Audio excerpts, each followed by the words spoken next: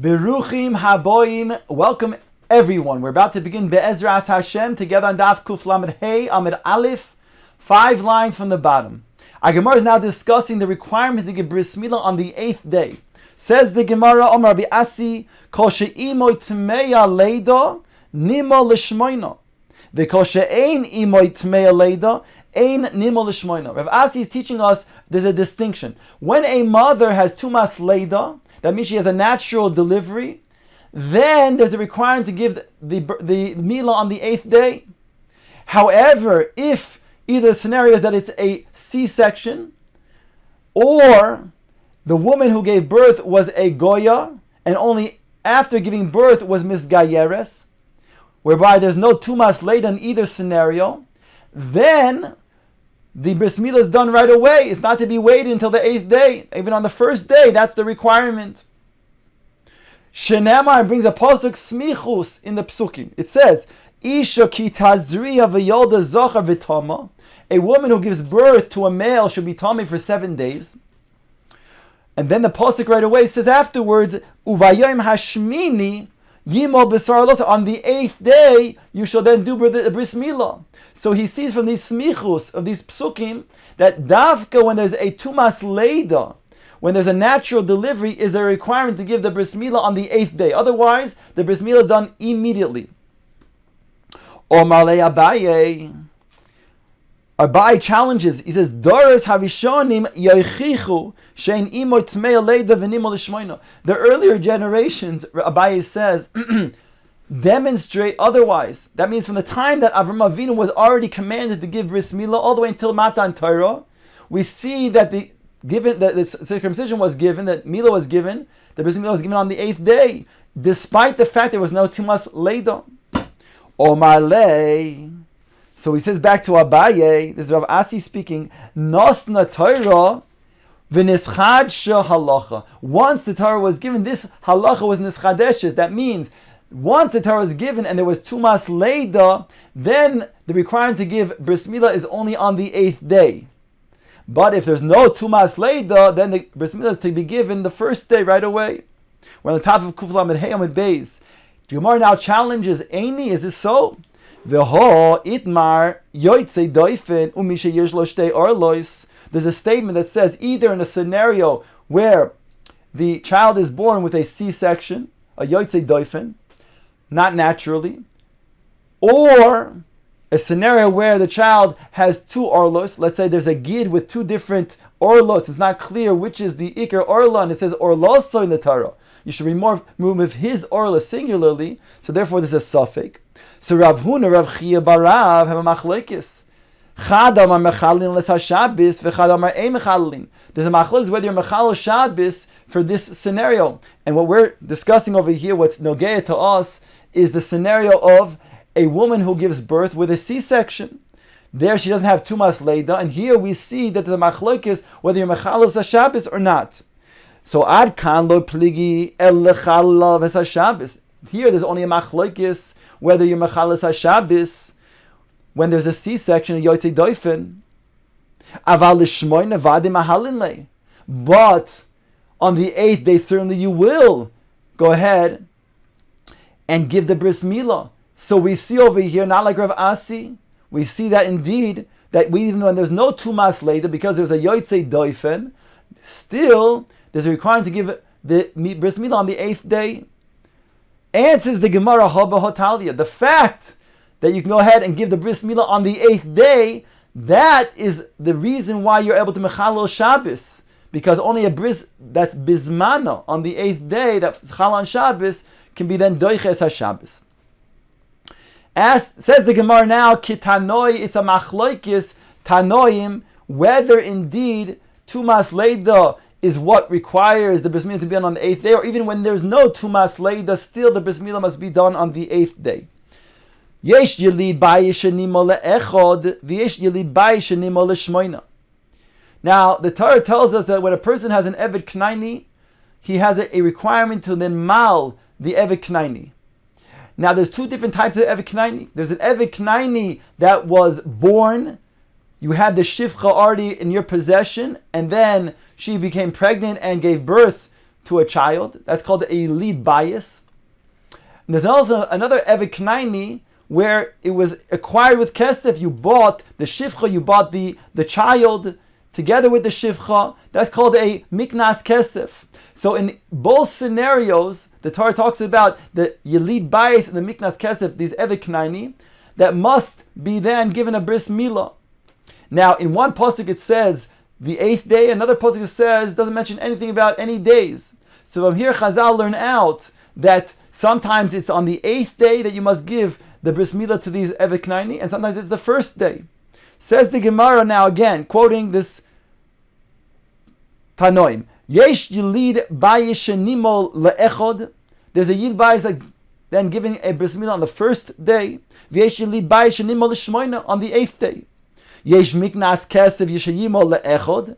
V'yesh yimol miknas kesef yishayimol l'shmoina. There's a miknas kesef that's given the bris milah on the first day, and there's one that gives it on the 8th day. Now the Gemara explains. Yesh miknas, or the Brisa rather. Yesh miknas kesef shenimol le'echod. The Brisa goes on to explain that there's a scenario when the miknas kesef is given a bris milah on the first day. V'yesh miknas kesef shenimol l'shmoina. Ketzah. Lo kach shifcha mu'uberes ve'achar kach yolda zeo miknas kesef shenimol l'shmoina. If a person acquires, he buys a shifcha that is pregnant and she gives birth in his possession, that's a miknas kesef that will then have a bris milah on the 8th day. Lokach shifcha uvlada ima. If he acquires the shifcha and the child together with her, zuhi miknas kesef shenima le'echad. This is the type of miknas kesef that is given a bris milah on the first day, because that's less similar to the scenario of a Jewish woman who gives birth to a child, whereby then that child will give birth, will then have a bris milah on the 8th day. So therefore, since it's only acquired the shifcha and separately was acquired also the child, then that bris milah is going to be on the first day. V'yesh yilid bayis shenima l'shmoina, and there's a yilid bayis as a Tanakama who's given a bris milah on the 8th day because it's similar to a Jewish woman who gives birth to her child. Ketzad lokach shifcha v'nis abra etzloi v'yoldo zeh yilid bayis hanima l'shmoina. If he acquires a shifcha together with its ubra while she is still pregnant, so then when she gives birth, that's a yilid bayis that will then give the bris milah on the 8th day. Rav Chama Oimer yolda v'achar kach hidbila zeo yilid bayis shenimo le'echad v'hidbila v'achar kach yolda zeo yilid bayis hanimo l'shmoina. Over here, Rav Chama argues on the Tanakama, and he says that it depends. There's another factor as to when we determine the first or the 8th day by a yilid bayis. If the mother is going to then be nitbal, she went and immersed herself in the mikveh, then when she gives birth, she'll have tumas leida. Therefore, only if she gives birth after the immersion, then we'll then make the bris milah on the 8th day. But if indeed the immersion came only after the giving of the birth, then the bris milah will be given on the first day. Says the Gemara v'Tanakama lo shani lei ben hidbila achar kach yolda ben yolda v'achar kach hidbila. Whereas the Tanakama doesn't make this distinction between whether there's a tvila before or after the leida. In other words, the Tanakama doesn't then take into account this requirement of tumas leida. So here we see that this machlokes tanoim, whether there's a tumas leida that is required to give the bris milah on the 8th day. According to the Tanakama, it's not required, but according to Rav Chama, it is required. The afagav the ein imo tmeya leida nimol l'shmoina. Because the Tanakama doesn't make a distinction. He says even though there is no tumas leida, still we give the bris milah on the 8th day. So again, we see that the Tanakama does not require that there be tumas leida for a bris milah on the 8th day, whereas Rav Chama, he argues and says it must have tumas leida. The mother must have tumas leida in order to then require that the bris milah be on the 8th day. So it's a bit machlokes tanoim. The Gemara now goes on and analyzes the Tanakama. Bishlomo Rabbi Chama mashkachas lo yilid bayis nimo le'echad. That's very well according to Rabbi Chama, where we found a scenario that a Yelid Bayis will then have the Bris Milah on the first day? That we said is because when the mother doesn't have Tumas Leida.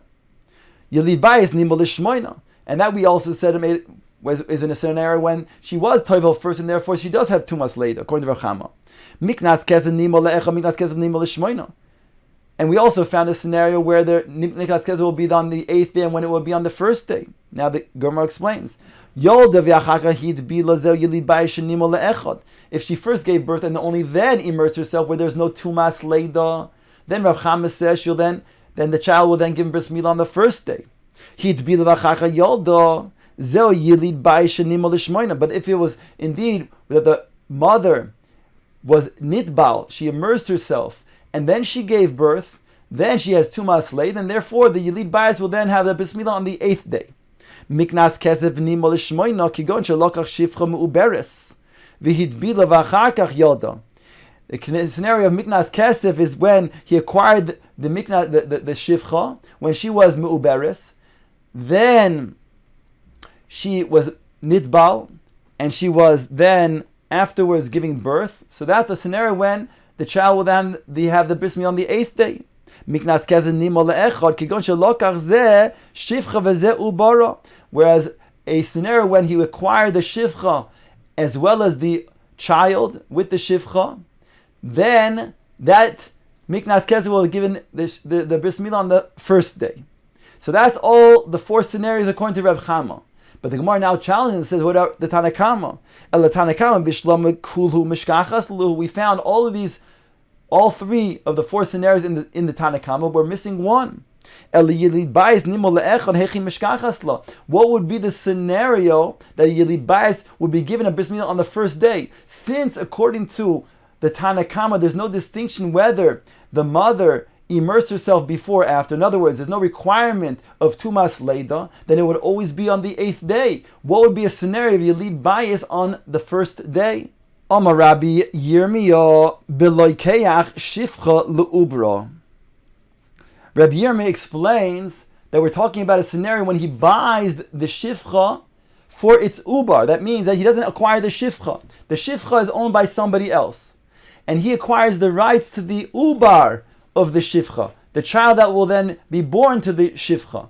So therefore, in order to then make a bris milah on the 8th day, it has to be similar to a scenario where a Jewish woman gives birth to her child.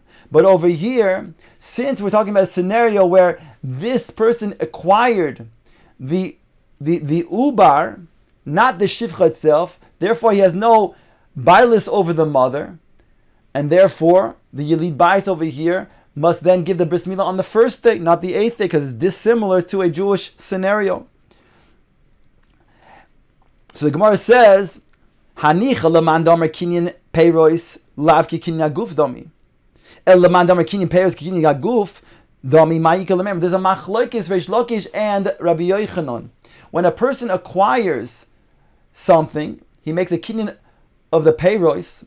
He wants the kinyan of the production of the peiros of that which he's acquiring. In this case, the ubar. Whether he's also acquiring, for all intents and purposes, also the guf. So one Mandamer says that he acquires only the kinyan peiros, not the guf. While the other one says, even if he only makes a stipulation, he's acquiring the peiros, he does acquire the guf too. So according to this, we're saying it's only going to be good according to that opinion that says that the kinyan peiros is not a kinyan of the guf, because then he has no bailis over the mother, whereby it's dissimilar to a scenario where a woman gives birth to a child. A Jewish woman gives birth to her child, and then she gives birth to the child where the bris milah is going to be on the 8th day. Since it's dissimilar over here, the bris milah will be on the first day. So the Gemara is asking, what about the other Manda Omar says when you're koine the kinyan ha-peiros, in this case the ubar, you're also kinyan the mother. Then it is similar to a Jewish woman who's giving birth, whereby the bris milah is on the 8th day. Omar Rav Misharshya. Rav Sharshi explains that he buys the shivcha with a condition, that he's not going to be matbil the shivcha. So now, that's a scenario when, again, the shivcha is now dissimilar to the Jewish woman, because since she's not nidbal, she doesn't have the immersion in a mikvah. Therefore, she doesn't have then the regular scenario of that she's chayiv in mitzvahs kenoshim. So when the baby is born as a yelid bayis, so that yelid bayis will have the bris milah on the first day because it's dissimilar to a Jewish woman who gives birth to a child.